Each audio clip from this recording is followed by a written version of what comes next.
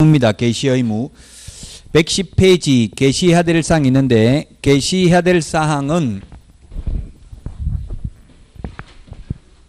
개시 의무, 개시는 보기 쉬운 곳에 개시를 해야 됩니다. 보존은 보이지 않는 곳에 보존을 해도 됩니다. 개시해야 되는 것 등수보자 4개입니다.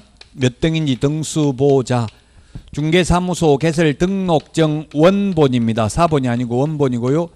사업자 등록증이 아니라 중개사무소 개설 등록증 원본입니다. 그 다음에 중개보수 요율표 개시해야 되고요. 그 다음에 손해배상을 보장하기 위한 보정설정 증명서류 개시를 해야 되고요. 그 다음에 자격증 원본입니다. 자격증 원본이고, 소속 공인중개사가 있을 경우에는 소속 공인중개사 자격증 원본도 개시해야 됩니다.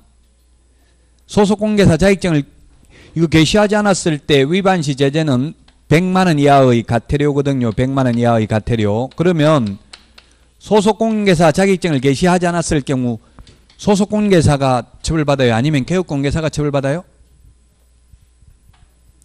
개업공개사 사장이 처벌받아요. 저도 소속 공인중개사로 취직해가지고 사장 없을 때 제가 몰래 자격증 코팅해가지고 갔다가 뒤에 게시해놨어요. 사장이 오더니만 저거 빨리 안 갖다 버리면 내가 버리겠다 이렇게 하더라고. 그래서 할 수 없이 게시 못했어요. 사장이 맘대로 하잖아요. 그러니까 처벌은 사장이 받는다고요. 이 합격해가지고 현업에 나간 분들이 그런 질문 많이 하더라고. 너무 충격받았다 가니까 인장 등록도 못하게 하고 서명 날인도 못하게 하고 자격증 개시도 못하게 하는데 이런 불법이 어딨냐 분노를 하던데, 그렇게 분노를 느낄 필요 없어요. 처벌은 사장이 받는 거예요. 서명 날인 안 하면 오히려 좋은 거예요. 나중에 책임을 물 수 없잖아요. 서명 날인 한다는 건 책임지겠다는 이야기죠. 도장 찍지 말라고 하면 뭐 왜 스트레스 받냐고. 그냥 안 찍으면 되지. 그럼 사장이 다 책임지는 건데 너무 열받지 마시라고요. 공부 잘한 분들은 그래서 80% 이상 다 망해요. 80점 이상 받는 분들은 65점 밑으로 받는 분들이 95% 이상 성공합니다. 여러분들 너무 두려워하지 마시라고. 점수 많이 나올까봐 그냥 잘 안 나오거든요. 보통은 거의 다 65점 밑으로 다 합격해요. 대부분은 현실적으로. 자, 그 다음에 이 개시 의무 했고요. 다음은 사무소 명칭 표시입니다. 사무소 명칭 표시 111페이지 사무소 명칭 표시가 있고요. 그 다음에 112페이지 유사명칭 사용금지 3번 간판 철거, 113페이지 중개대상물 표시 광고까지 있는데 이걸 한번 정리해 보도록 하겠습니다. 자, 사무소 명칭 표시가 있는데, 그러면 개업공개사는 중개사무소 간판을 달아야 될까요? 안 달아도 될까요? 간판 설치 안 해도 된다. 시험에 두 번 출제됐습니다. 간판 설치할 의무 없습니다. 그냥 유리창에 썬팅만 해도 됩니다. 자, 그래서 중개사무소 명칭은 행복공인중개사 사무소 또는 부동산 중개, 이 둘 중에 하나의 명칭을 사용해야 됩니다. 그래서 행복공인중개사 사무소, 행운부동산 중개, 레미안 공인중개사 사무소, 이 편한 세상 부동산 중개사무소 해도 상관이 없습니다. 또는 박용덕 공인중개사 사무소, LBA 부동산 중개 주식회사 해도 상관없어요. 이 말만 들어가면 나머지 앞에나 뒤에 넣어도 상관이 없습니다. 글자는. 자, 그래서 5개 광고물, 간판을 안 달아도 되는데 간판을 5개 광고물이라고 그래요. 5개 광고물, 이게 간판입니다. 5개 광고물을 설치해도 되고 안 해도 되는데, 만약 설치했다면 개업공개사의 성명을 반드시 표기해야 됩니다. 지금 현실적으로 다니다 보니까 성명만 표기되어 있는 게 아니라 등록번호 또는 허가번호를 적어 놓은 경우도 있죠, 간판에. 그럼 허가는 1999년 7월 1일 전에는 허가였어요. 그럼 지금 등록번호나 허가번호를 적어 놓은 게 불법이다 아니다? 또는 이름이 없는 경우도 있죠, 간판에. 성명이 없어도 불법이 아닐 수도 있어요. 왜냐하면 이 간판은 법 시행 이후에 새로 다는 간판부터 적용해요. 옛날에는 성명 안 적어도 된 때도 있었거든요. 그 지금 성명이 적혀져 있지 않거나 또는 허가번호 등록번호가 적혀 있어도 그게 불법이 아닐 수도 있다. 왜냐하면 법 시행 이후부터 다는 간판만 적용을 하니까. 옛날에는 허가제였기 때문에 허가라고 적어놔도 지금은 위반되는 게 아니라는 이야기입니다. 등록번호 적을 의무는 없지만 등록번호를 추가로 적었다 하더라도 위반 아니죠? 간판에 전화번호 적을 의무 없어요. 근데 현실적으로 다니다 보면 간판에 전화번호 있어요, 없어요? 있죠? 그래서 시험에 출제를 했어요. 간판에 전화번호 안 적으면 100만 원 이하의 과태료다. X입니다. 처벌 규정 없어요. 알아서 전화번호 적어 놓은 거지 전화번호를 의무적으로 적으라고 해놓지는 않았습니다. 자, 그래서 이거 벌칙을 기억하면 되는데, 무등록자가 개업공개사가 아닌 자가 이런 명칭을 써놓으면 유사명칭 사용금지 위반으로 1년 이하의 징역이나 1,000만 원 이하의 벌금입니다. 쉽게 말하면 무등록업자는 3년 이하의 징역이나 3천만 원 이하의 벌금인데, 적발되면 나는 간판만 달아놓고 한 건도 안 했다 이렇게 주장해도 유사명칭 사용금지로 1년 이하의 징역이나 1,000만 원 이하의 벌금이고요. 이런 명칭을 표시해놓고 계속 중개를 업으로 했으면 무등록업자로 3년 이하의 징역이나 3천만 원 이하의 벌금이 되겠죠. 자, 그 다음에 두 번째, 개업공인중개사가 개공이 이 둘 중에 공인중개사 사무소 또는 부동산 중개라는 명칭을 사용하지 않고, 예를 들면 21세기 부동산 컨설턴트 또는 LBA 법률중개사 이런 명칭만 사용하면 100만 원 이하의 과태료 대상이 되겠습니다. 그 다음에 소위 중개인, 중개인이라는 말은 법 7638호 부칙 제6조 2항의 규정에 의해서 등록을 한 것으로 보는 자, 소위 중개인이라고 편의상 부르겠습니다. 자격증 없는 분들이죠. 자격증 안 따고 중개업하고 있는 분이 자격증이 없기 때문에 이 중개인은 공인중개사 사무소라는 명칭은 사용할 수 없고 부동산 중개라는 명칭만 사용할 수 있습니다. 따라서 만약에 이 법 7638호 부칙 제6조 2항의 규정에 의해서 등록을 한 것으로 보는 자가 공인중개사 사무소라는 명칭을 사용해도 100만 원 이하의 과태료입니다. 자, 그 다음에 5개 광고물에 5개 광고물이 간판이라고 했습니다. 5개 광고물. 5개 광고물이 간판이다. 5개 광고물에는 성명을 표기해야 되는데 성명을 표기하지 않았을 경우에 역시 100만 원 이하의 과태료입니다. 성명만 표기하면 됩니다. 5개 광고물 간판에는. 간판을 5개 광고물이라는 표현을 쓰고 있습니다. 자, 그런데 표시 광고, 똑같은 광고라는 말이 들어가는데 표시 광고물하고 표시 광고 공정화에 관한 법률에 따른 표시 광고물과 5개 광고물이 다르다 이 말이에요. 5개 광고물은 간판이고 표시 광고 공정화에 관한 법률에 의해서 표시 광고다. 이거는 우리 보통 다니다 보면 셔터 내려놓고 임대문의 이런 거 적어 놓은 거 있죠. 플랜카드 같은 거 임대문의 이렇게 해가지고 보통 어떻게 돼 있나요? 보면 현업에서 다니다 보면 임대문의 해가지고 핸드폰 번호만 많이 적어놨죠. 다가구 같은 경우는 보면 직접 주인 직접 임대해가지고 또 이 핸드폰 번호 같은 거 적어놨잖아요. 벽에. 그 주인은 적어도 돼요. 주인은 핸드폰 번호만, 자기가 건물주면 핸드폰 번호만 적어놔도 된다고요. 근데 주인이 아니고 개업공개사라면 반드시 개업공개사라는 걸 표시를 해야 돼요. 저도 현업에서 충격받았는데 전화해보니까 거의 99%가 개업공개사의 건물주가 아니고 저는 건물주인 줄 알고 전화했는데, 그 개업공개사면 결국은 공동중개해야 되잖아요. 중개보수 저는 반밖에 못 받는 거예요. 그거 해봐야. 그 개업공개사라고 표시를 해야 된다. 그걸 뭘 표시해야 되냐면 사무소 명칭, 사랑공인중개사 사무소, 행복공인중개사 사무소, 그 다음에 소재지, 그 다음에 연락처, 성명, 4가지를 표시해야 된다. 표시 광고물에는. 아까 5개 광고물에는 성명만 표기하면 된다고 했죠. 5개 광고물은 간판, 표시 광고물, 표시 광고 공정에 관한 법률에서 표시 광고는 임대문의 이런 거 써붙이는 걸 말한다고요. 그래서 용어가 비슷하기 때문에 많이 틀렸어요. 5개 광고물이 잘못 생각하면 이게 임대문의 이런 걸 5개 광고물이라고 생각할 수도 있잖아요. 예, 5개 광고물은 간판이다. 따라서 무등록자가 개업공개사가 아닌 자가 이러한 표시 광고를 하게 되면은 1년 이하의 징역이나 1,000만 원 이하의 벌금이고요. 개업 공인중개사가 표시 광고를 하면서 연락처 등을 표시하지 않는 경우에는 100만 원 이하의 과태료이다. 그 시험에는 5개 광고물을 설치하면서 연락처를 기재 안 하면 100만 원 이하의 과태료다. X로 나왔다고요. 5개 광고물, 즉 간판에는 연락처 필요 없죠. 성명만 표시하라고 돼 있어. 간판 실명제입니다. 쉽게 말하면 간판 실명제. 간판에만 성명을 적으면 됩니다. 그냥 유리창에 썬팅만 하면 성명 안 적어도 됩니다. 자, 그 다음에 간판 철거. 간판 철거해야 되는 게 앞에서도 지난 시간에도 말씀드렸는데 간판 철거해야 되는 게 딱 세 가지입니다. 간판 철거해야 되는 게 첫 번째 사무소 이전 신고, 그 다음에 폐업 신고, 폐업을 한 경우, 그 다음에 등록 취소, 이 세 개만 간판 철거해야 됩니다.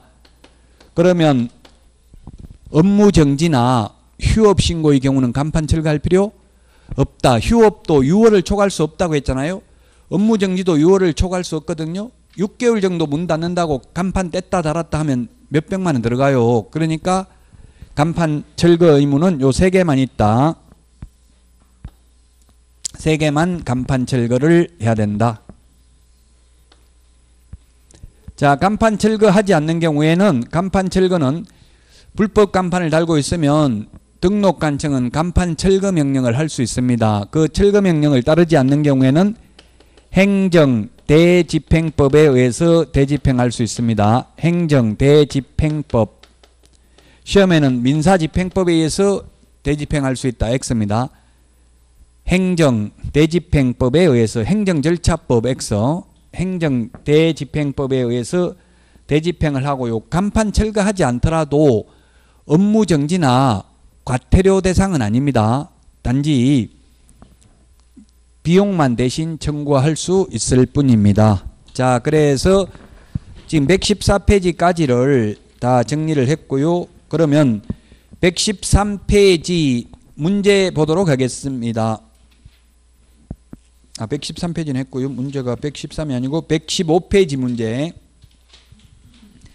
틀린 것은 했는데 법인인 개업공개사는 그 사무소의 명칭에 공인중개사 사무소 또는 부동산 중개라는 문자를 사용해야 된다. 중개인은 공인중개사라는 문자 사용할 수 없죠. 2번 개업공개사는 5개 광고물을 설치할 의무를 부담하지 않는다. 5개 광고물이 뭐라고 했어요? 간판이라고 했죠? 예, 간판 달 의무 없다. 기출문제예요 이게. 맞습니다. 3번 개업공개사가 설치한 5개 광고물에 인식할 수 있는 크기의 연락처를 표기하지 않으면 100만 원 과태료다. 자, 간판에는 간판 실명제라고 해서 성명만 적으면 된다고 했죠? 연락처는 표시 광고할 때는 연락처 적어야 되고요. 그래서 이 기출문제예요. 답은 3번입니다. 4번 개업공개사가 아닌 자가 사무소 간판에 공인중개사 사무소의 명칭을 사용한 경우에 그 간판 철거를 명할 수 있다. 불법 간판 철거 명할 수 있다. 따르지 않는 경우는 행정대집행법에 의해서 대집행할 수 있다. 자, 그 다음에 5번 개업공개사가 아닌 자는 중개대상물에 대한 표시 광고를 해서는 아니 된다. 예, 개업공개사가 아닌 자가 표시 광고를 하게 되면은 1년 이하의 징역이나 1,000만 원 이하의 벌금에 처한다고 했습니다. 답 3번입니다. 자, 그 다음에 116페이지 중개계약과 전속중개계약인데요. 전속중개계약에서는 반드시 출제됩니다.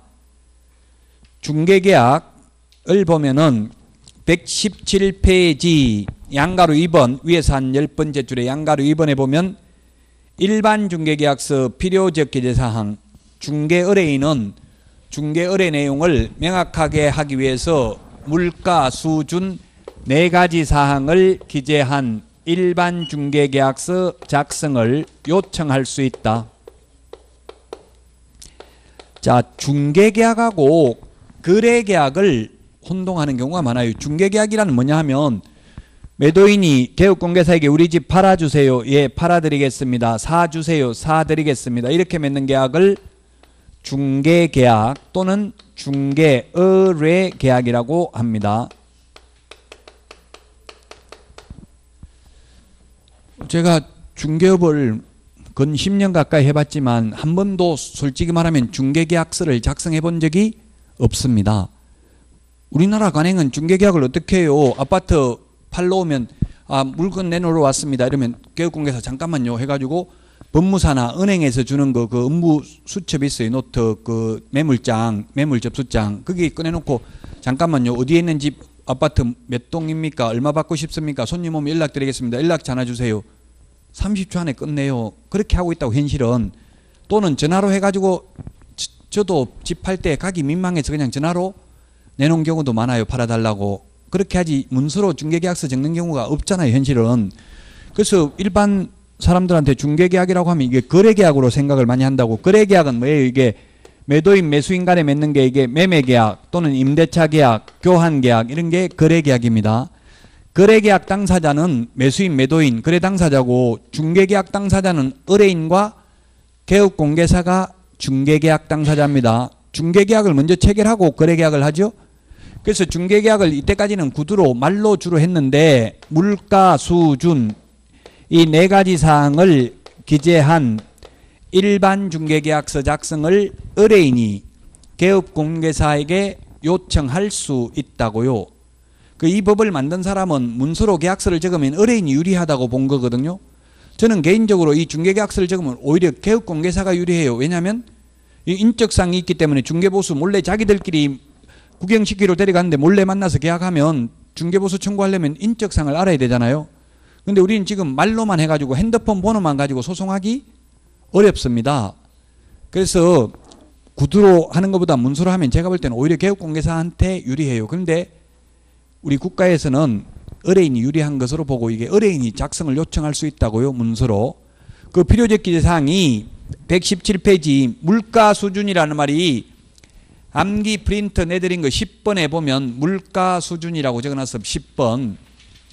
물이 뭐냐면 중개대상 물의 위치 및 규모 10번에 보면 있죠. 가가 거래 예정 가격, 수가 거래 예정 가격에 의한 중개보수, 준이 의뢰인과 개업공개사가 준수하여야 할 사항 이 네 가지 사항을 기재한 일반 중개계약서 작성을 의뢰인이 개업공개사에게 요청할 수 있다. 이번 28회 시험에 출제됐어요. 이게 물가 수준. 또 나올 확률은 극히 희박합니다. 이게 5년에 한 번 정도 나오는 거거든요. 일반 중개계약에 대해서는. 자, 그 다음에 117페이지 맨 밑에 4번 중개계약의 서면화의 장점. 말로 하는 것보다는 중개계약을 문서로 하는 게 좋은 점은 분쟁을 방지할 수 있겠죠. 계약 내용을 명확하게 할 수 있으니까. 119페이지에 보면 이 일반 중개계약의 표준 서식을 국토교통부 장관이 정해서 사용을 권장할 수 있는데 일반 중개계약서는 법정 서식이 있습니다. 오늘 거래계약서는 법정 서식 없다고 했죠. 일반 중개계약서는 119페이지 보니까 맨 위에 보면 시행규칙 별지 14호 서식이라고 돼 있어요. 이게 법정 서식, 시행규칙에 법령에 규정되어 있다 이 말이에요. 법정 서식이 있다. 그리고 이 법정 서식을 반드시 사용해야 되는 건 아니죠. 말로 구두로 계약을 해도 된다. 그리고 이 법정 서식은 1번, 2번 1. 을의 의무사항, 을이 개업공개사입니다. 을은 이 계약이 이루어지도록 성실히 노력해야 되고요. 조속히 이루어지도록. 갑은 의뢰인인데 의뢰인은 일반 중개계약을 해놓고도 또 다른 중개업소에 가서 내놓을 수도 있다. 그리고 확인 설명 의무를 이행하는 데 협조해야 된다. 1번, 2번. 요 두 개만 전속 중개계약하고 다르고 나머지는 전속 중개계약하고 서식이 똑같습니다. 1번, 2번만 차이가 있고요. 나머지 6번까지는 똑같고요. 그리고 맨 마지막에 서명 또는 날인하는 것도 똑같습니다. 서명 및 날인하는 것은 계약서와 확인 설명서만 있다고 했죠. 계약서와 확인 설명서에만 있다. 자, 그래서 118페이지 문제를 보면 틀린 것을 했는데 물가 수준이 아닌 것. 답은 2번입니다. 공법상 이용제한 거래 규제는 물가 수준 네 가지 사항을 기재한 일반 중개계약서 작성을 요청할 수 있다에 포함되지 않습니다. 119페이지 그 일반 중개계약 표준서식 유효기간이 3개월인데요. 암기 프린트 43번에 동그라미 3번, 4번에 보면 전속 중개계약, 일반 중개계약 유효기간 모두 3개월로 되어 있습니다. 120페이지 서식을 보면 일반 중개계약이나 전속 중개계약이나 모두 권리 이전용, 권리 취득용 두 가지 다 가능합니다. 즉 보통 일반인들은 매도인, 임대인하고만 중개계약을 체결하고 매수인, 임차인하고는 안 한다고 생각하는데 매수인, 임차인하고도 할 수 있습니다. 그리고 그 중간에 서식에 보니까 중개 의뢰 금액을 적습니다. 이게 입법의 불비인데 물가 수준에서는 거래 예정 가격을 적는다고 해놓고 거래 예정 가격을 기재한 일반 중개계약서 작성을 요청할 수 있다 해놓고 정작 일반 중개계약서 서식에 가보니까 거래 예정 가격을 적는 게 아니라 의뢰 금액을 적죠. 그 의뢰 금액 있잖아요. 중개 의뢰 금액. 중개 의뢰 금액은 호가입니다. 호가. 호가는 입 찢어질 때까지 부르는 금액이 호가예요. 자기가 받고 싶은 금액. 호가를 적는다고 돼 있어요. 법에는 거래 예정 가격을 기재한다고 돼 있고요. 입법의 불비죠. 거래 예정 가격은 시세라고 했죠. 일종의 시세. 근데 서식에는 시세를 적는 게 아니라 의뢰 금액을 적는다. 자, 121페이지 전속 중개계약이 있는데 전속 중개계약이 중요합니다. 별표 3개 하시고요. 반드시 시험에 출제됩니다. 전속 중개계약. 전속 중개계약. 전속 중개라는 게 뭐예요? 전속이라는 건 전적으로 속해 있는 게 전속 중개계약이죠. 한 사람에게만 전적으로 속해 있다. 그래서 연예인들이 매니지먼트사에 전속이 돼 있잖아요. 예를 들면 방탄소년단은 어디에 전속돼 있어요? 방탄소년이 뭐예요? 방시혁이가 탄생시킨 소년단이잖아요. 그 방시혁이한테 전속이 돼 있죠. 예를 들면 그래서 연예인들도 다 전속이 돼 있어요. 전적으로 속한 게 전속입니다. 자, 그래서 이제 전속 중개계약을 체결하고 안 하고는 현실적으로 저도 중개업을 했지만 한 번도 전속 중개계약을 체결해 본 적이 없습니다. 이거 하자고 하니까 싫어하고 또 제가 팔면서 전속을 하겠다고 다른 교육공개사한테 이야기하니까 다른 데 내놔도 상관없습니다. 또 이렇게 이야기하더라고요.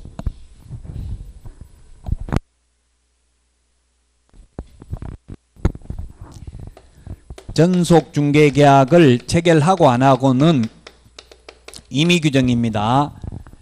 안 해도 됩니다. 그런데 전속 중개계약을 체결하려면 반드시 전속 중개계약서를 사용해야 됩니다. 일반 중개계약은 표준 서식을 사용해도 되고 구두로 말로 계약해도 됩니다. 전속 중개계약은 반드시 전속 중개계약서를 사용해야 되고 이를 3년 동안 보존해야 되고 이를 위반하면 업무정지 사유가 되겠습니다.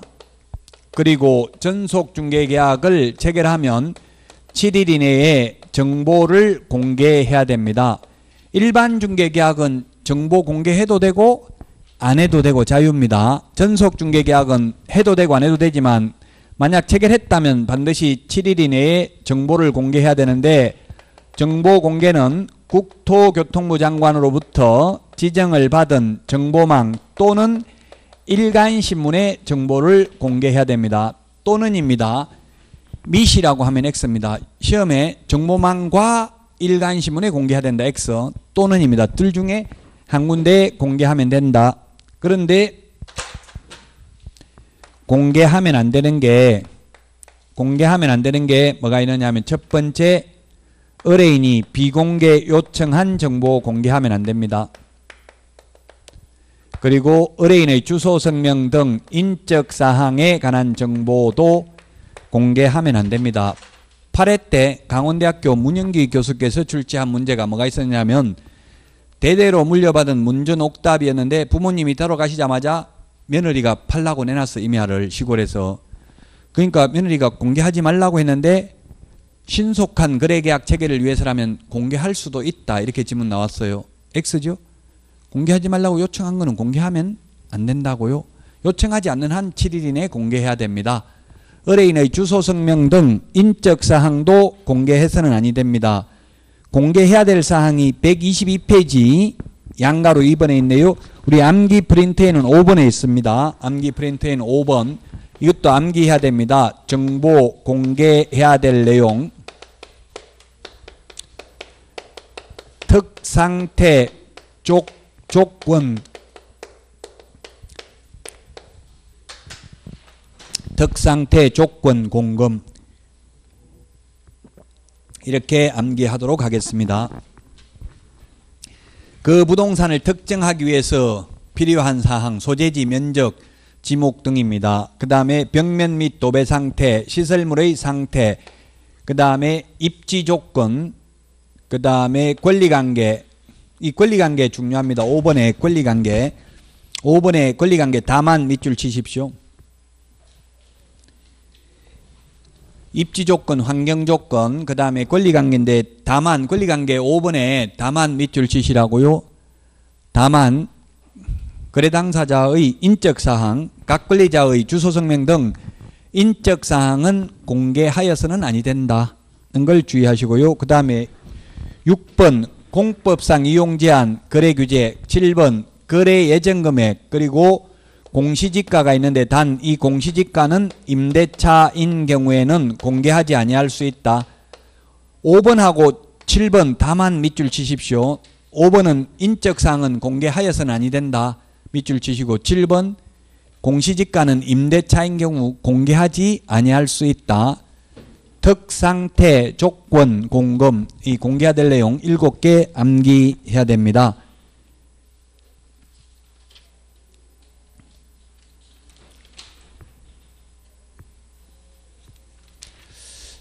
자, 그래서 123페이지 그 표 메뉴에 보니까 확인 설명해야 될 내용 왼쪽에 기권, 가공, 상태, 환지세 9개가 있고요. 전속중개계약 시 정보 공개해야 될 내용 특상태, 조건, 공금 7가지가 있는데 시험에 이 두 가지 공통적인 정보가 아닌 것은 몇 개인가 이렇게 시험에 나왔어요. 두 개를 섞어 놓고 굉장히 어렵죠.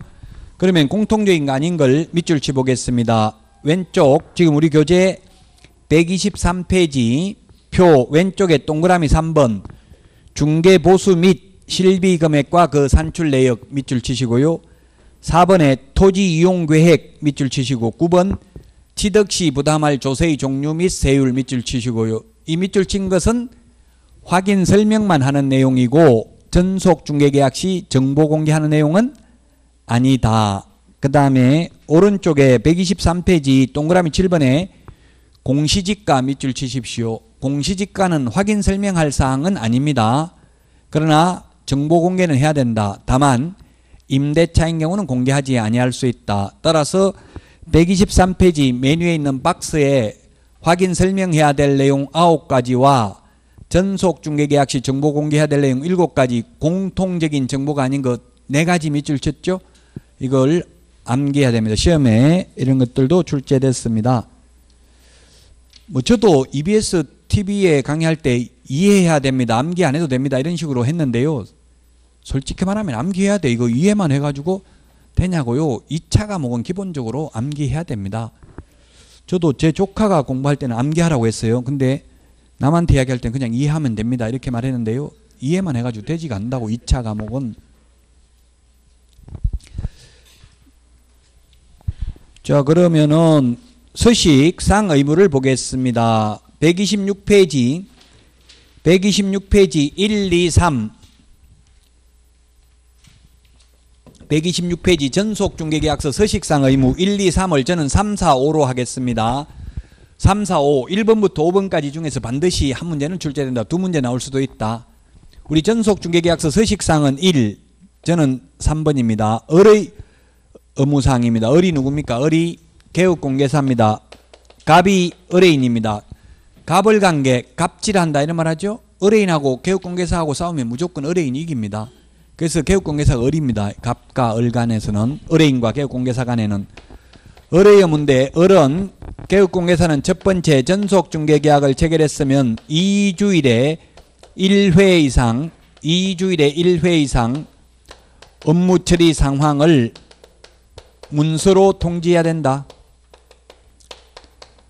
문서로 통지해야 된다. 2주일에 1회입니다. 28회 때 작년 시험에 정보공개 2주일에 2주 내에 정보 공개해야 된다. X로 출제됐어요. 정보 공개는 7일이죠. 업무 처리상 통지가 2주에 1회 이상입니다. 지금 손님 몇 명 보고 갔습니다. 이걸 알려줘야 되잖아요. 문건만 내놓고 궁금하잖아요. 계속 연락도 안 오고 이러면 어떻게 하고 있는지. 그러니까 2주일에 1회 이상 업무 처리 사항을 통지해야 되는데 그 통지 방법에는 아무런 제한이 없다. X로 출제됐어요. 문서로 해야 됩니다. 그래서 문서는 8회 시험에는 팩스로 통지했다. 가능합니다. 그 다음에 지금은 전자우편, 이메일, 카카오톡, 문자 메시지 다 가능합니다. 문서, 근거를 남기라는 이야기죠. 말로만 하지 말고.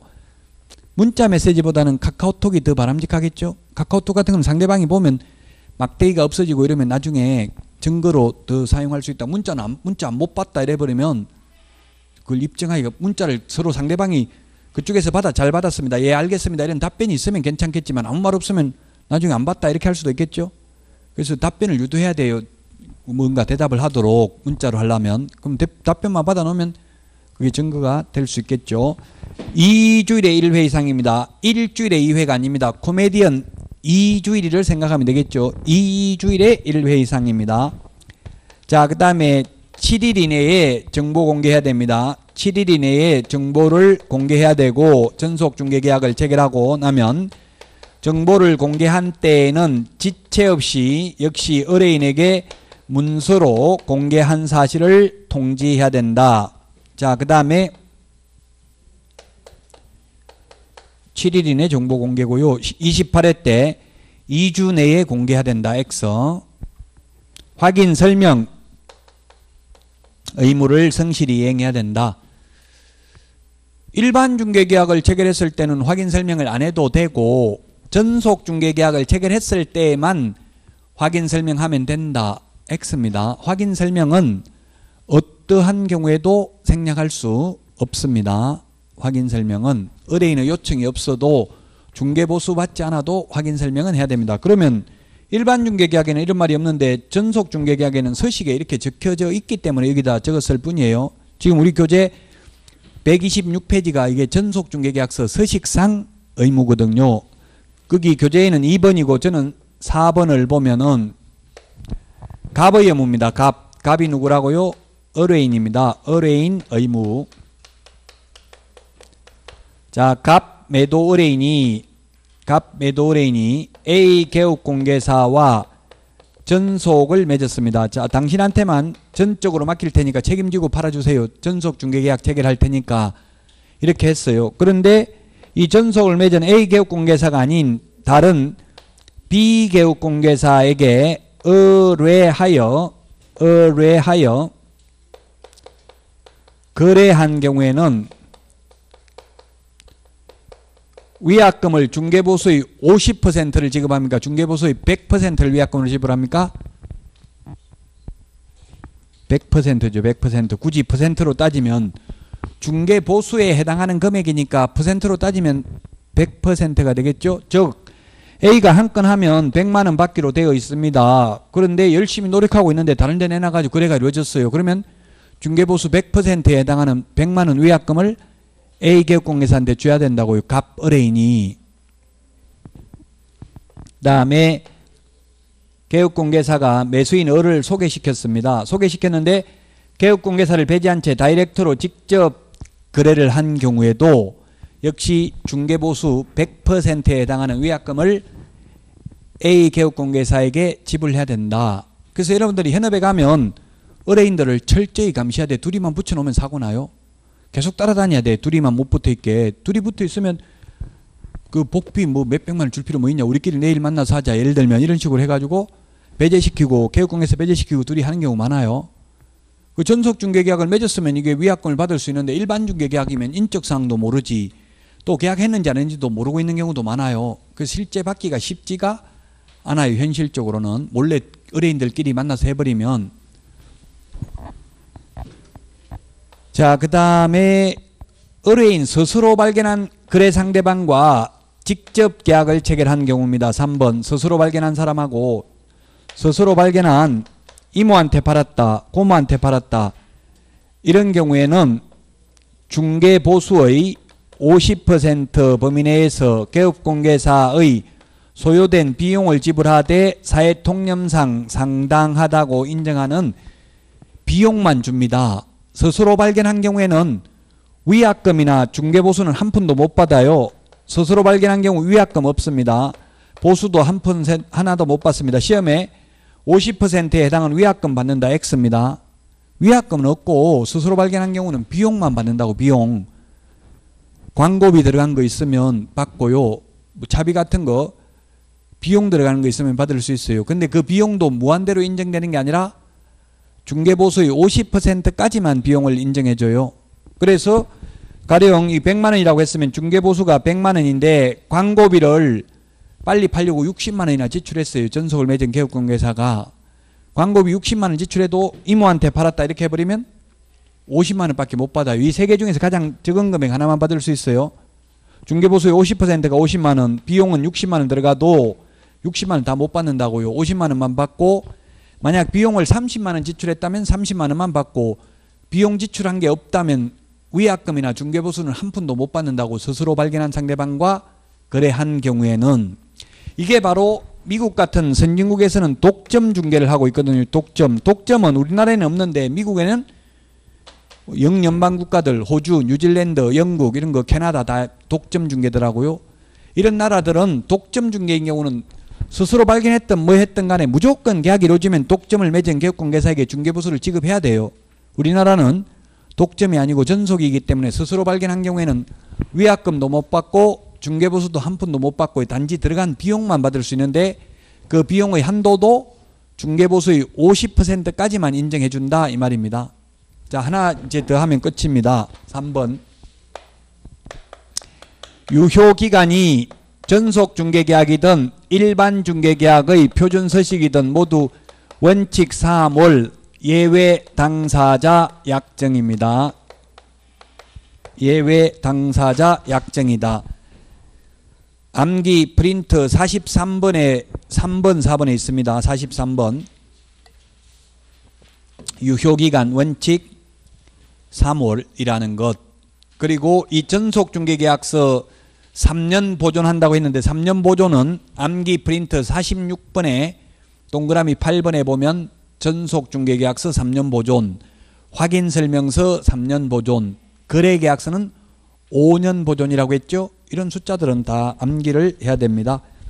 126페이지 맨 밑에 전속중개계약서 서식도 1번, 2번만 일반 중개계약서하고 다르고 나머지 3번부터 6번, 그리고 127페이지 이거는 일반 중개계약의 표준 서식하고 똑같습니다. 128페이지 문제입니다. 정보 공개해야 될 내용에 해당하는 것을 모두 고르면 기억, 벽면 및 도배 상태, 시설물의 상태 맞습니다. 니은은 주소 성명 등 인적 사항은 공개하여서는 아니 된다. 니은은 아니고요. 도로 및 대중교통수단과의 연계성, 그게 뭐냐면 바로 이거의 조건이 입지조건, 환경조건이 입지조건이잖아요. 입지조건. 그래서 디귿도 맞고요. 리얼 오폐수 쓰레기 처리 시설의 상태, 상태 있잖아요. 상태, 시설물의 상태, 벽면 및 도배 상태. 따라서 답은 4번이 되겠고요. 암기 프린트 5번에 있습니다. 5번에 보면은 정보 공개해야 될 내용, 특상태 조건 공금 암기해야 되겠다.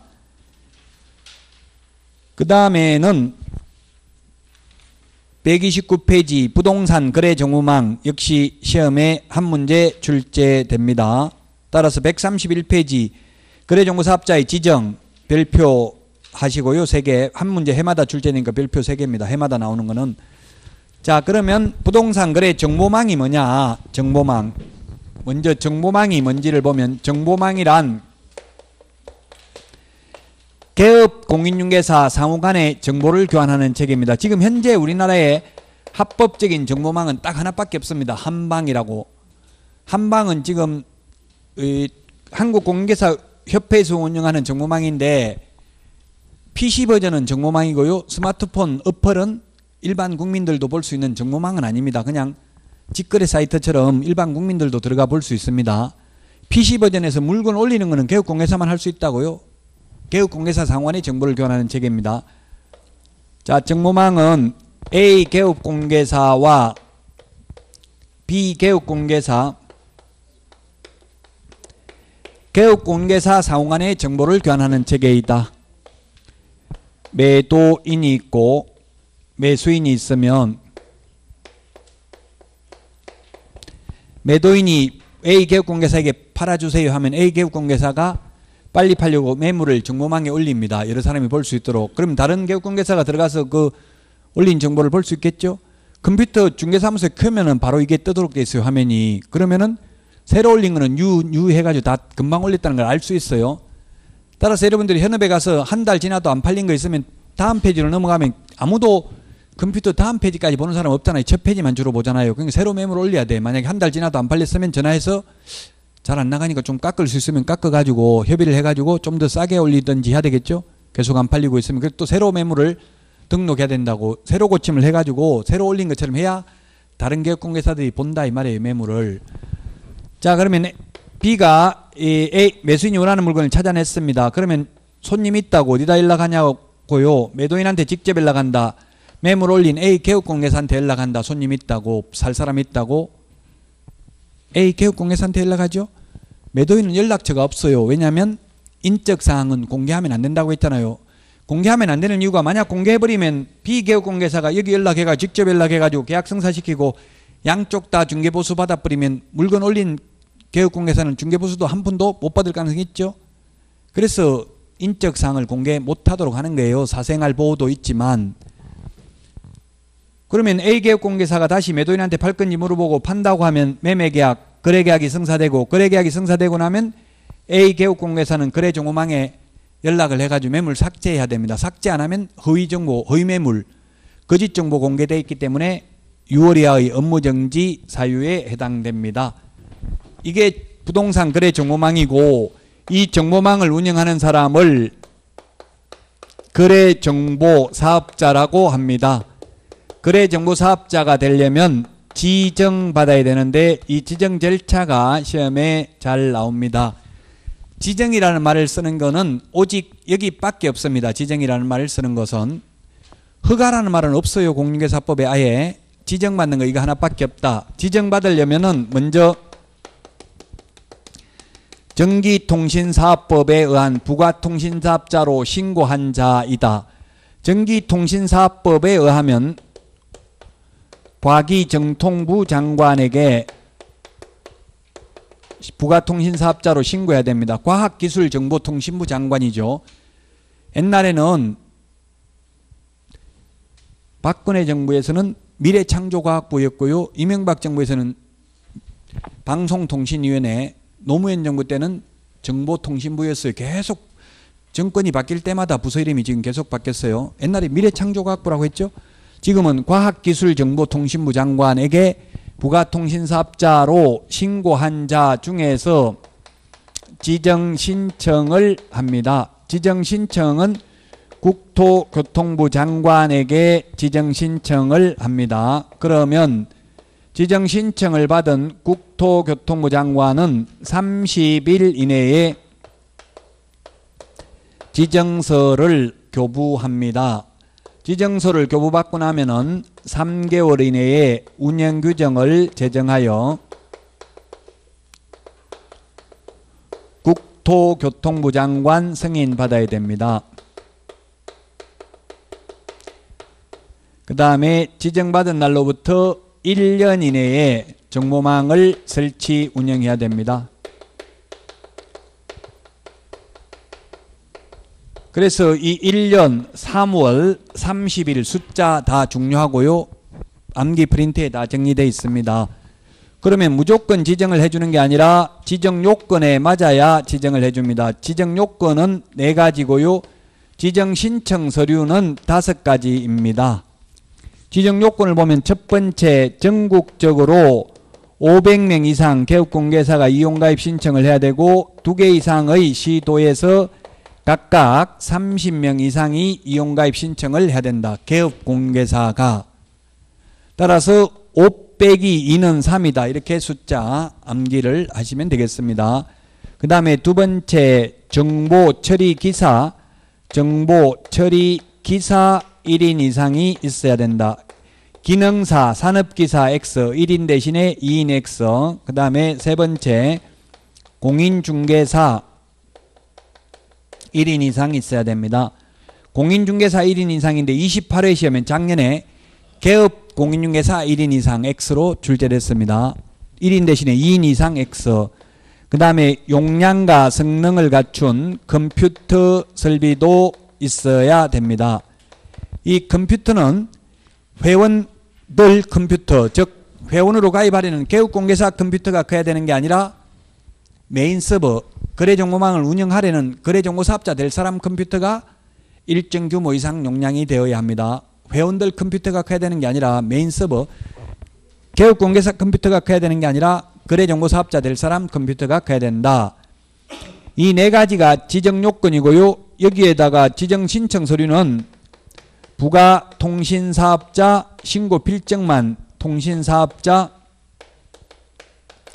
신고필증만 첨부를 하면은 서류가 되겠습니다. 부가통신사업자 신고필증은 과학기술정보통신부 장관에게 신고한다고 했습니다. 이게 서류인데 그럼 서류는 등록증, 개업공개사 등록증 500개 이상 사본을 제출해야 됩니다. 그 다음에 정보처리기사, 공인중개사 자격증 사본 제출해야 되는데 암기 프린트 51번에 동그라미 4번에 있는데요. 암기 프린트 51번에 보면 동그라미 1번부터 3번은 자격증 사본 제출하지 않습니다. 1번 등록신청, 2번 분사무소 설치신고, 3번 소속공개사 고용신고는 제출하지 않죠. 51번 프린트해 보면. 근데 4번에 보니까 거래정보사업자 지정 신청할 때는 자격증 사본을 제출해야 된다라고 돼 있기 때문에 이게 헷갈리니까 시험에 잘 나온다고요. 그러면 국토부 장관에게 등록 신청할 때는 자격증 제출 안 하는데 여기는 왜 제출합니까? 물으니까 이거 왜 빠졌지? 저보고 이런 묻더라고요. 입법의 불비인 것 같아요. 법을 개정할 때 이건 개정을 못 해가지고 암기 프린트 51번에 4번에 보니까 거래정보사업자 지정 신청할 때는 자격증 사본 제출하라고 돼 있죠. 1번부터 3번은 제출 안 하고요. 자, 그 다음에 컴퓨터 용량을 갖췄음을 입증하는 서류 제출해야 되고요.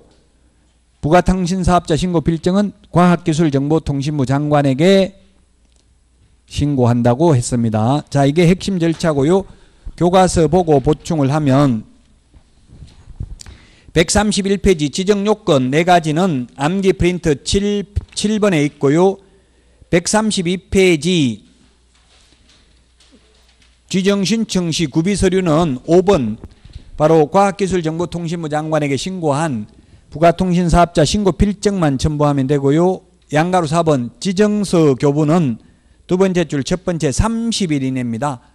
암기 프린트 35번에 1번에 보면 30일이 정리되어 있습니다.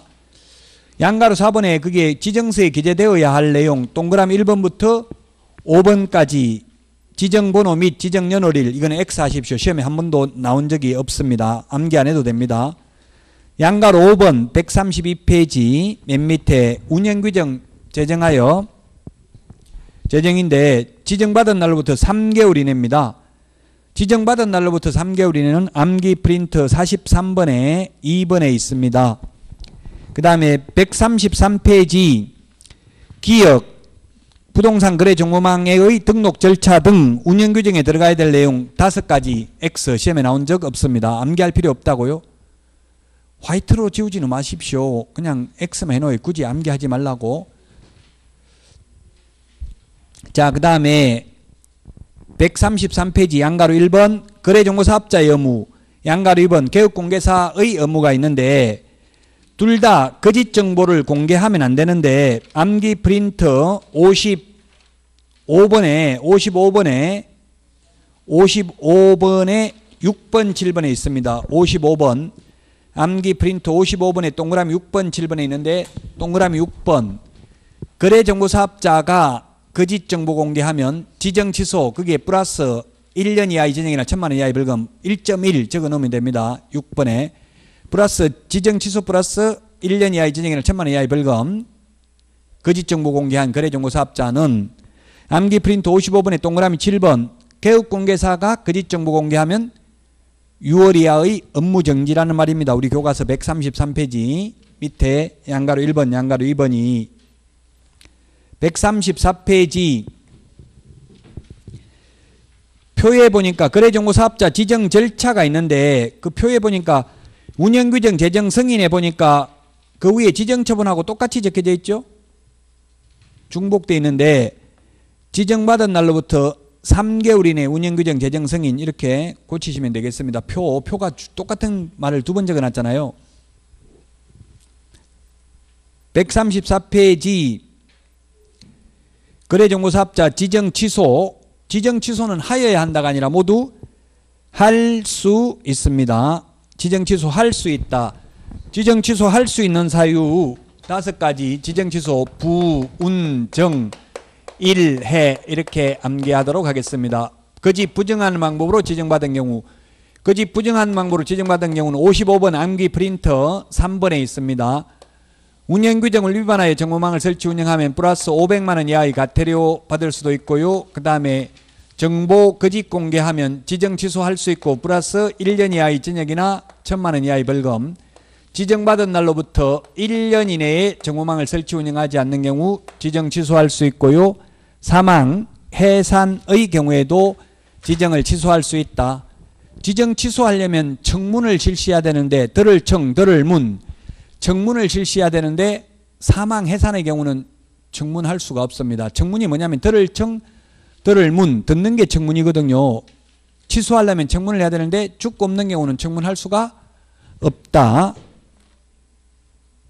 135페이지 메뉴에 동그라미 4번 1년 이내인데 암기 프린트 44번에 동그라미 2번에 보면 1년 정리되어 있습니다.